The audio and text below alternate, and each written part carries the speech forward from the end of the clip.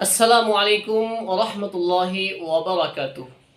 সম্মানিত দিনী ভাই ও বোনেরা, দূরের কাছের দেশের প্রবাসের যে যেখান থেকে শুনছেন, সবাইকে আন্তরিক শুভেচ্ছা ও মোবারকবাদ জানাচ্ছি।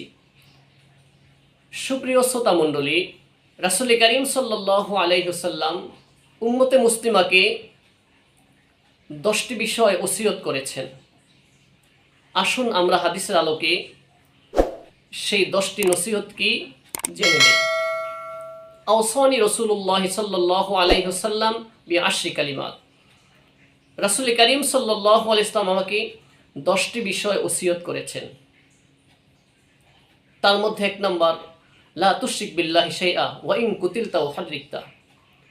তুমি আল্লাহর সাথে কাউকে অংশীদার সাব্যস্ত করবে না, যদিও তোমাকে হত্যা করে ফেলা হয় অথবা আগুনে জ্বালিয়ে বশীভূত করে দেওয়া হয়।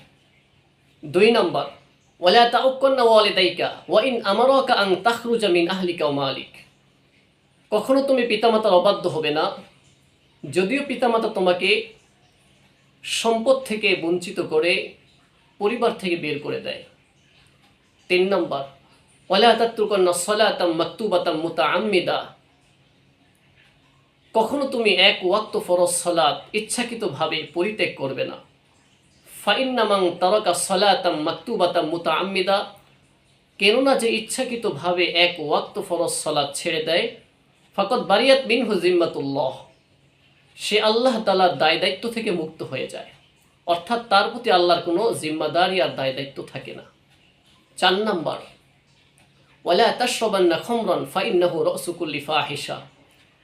কখনো তুমি মাদক সেবন করবে না, কেননা মাদক সেবন সকল অশ্লীলতার মূল। 5 নম্বর, ওয়া ইয়াকা ওয়াল মাসিয়াতা ফাইন্না বিল মাসিয়াতি হাল্লা সাখাতুল্লাহি আযজা ওয়া জাল। তুমি গুনাহ থেকে বেঁচে থাকো, কেননা গুনাহ আল্লাহ তাআলার ক্রোধকে অবধারিত করে। 6 নম্বর, ওয়া ইয়াকা ওয়াল ফিরার মিনাজ জাহাফ ওয়া ইন হালাকান নাস। যুদ্ধের ময়দান থেকে পলায়ন করা থেকে বেঁচে থাকো, যদিও যুদ্ধের ময়দানে সমস্ত মানুষ মৃত্যুবরণ করে। 7 নম্বর, ওয়াইজা আসাবান নাস মাউতান ওয়া আনতা ফীহিম ফাসবুত। তুমি যে অঞ্চলে অবস্থান করো সেখানে যদি মহামারী দেখা দেয়, মহামারীর ভয়ে সেখান থেকে তুমি পলায়ন করবে না, বরং সেখানেই অবস্থান করবে। 8 নম্বর, ওয়া আনফিক আলা ইয়ালিকা মিন তাওলিক। তুমি তোমার পরিবারের উপরে সাধ্য অনুযায়ী ব্যয় করো, খরচ করো।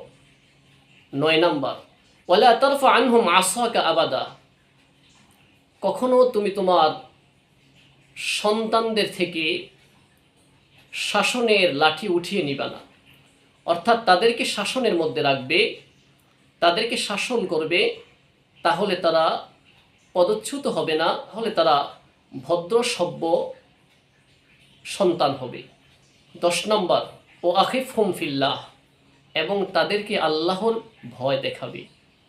সম্মানিত শ্রোতা মণ্ডলী, রাসূল করিম সাল্লাল্লাহু আলাইহি ওয়াসাল্লাম এই 10টি বিষয় আমাদেরকে ওসিয়ত করেছেন। আসুন আমরা আমাদের ব্যক্তিগত জীবনে, পারিবারিক জীবনে, সামাজিক জীবনে রাসূল করিম সাল্লাল্লাহু আলাইহি ওয়াসাল্লামের করা এই ওসিয়তগুলো মেনে চলি। আল্লাহ সুবহানাহু ওয়া তাআলা আমাদের সবাইকে তৌফিক দান করেন। আমিন। ওয়া আখির দাওয়ানা আনিল হামদুলিল্লাহি রাব্বিল আলামিন। আসসালামু আলাইকুম ওয়া রাহমাতুল্লাহি ওয়া বারাকাতুহু।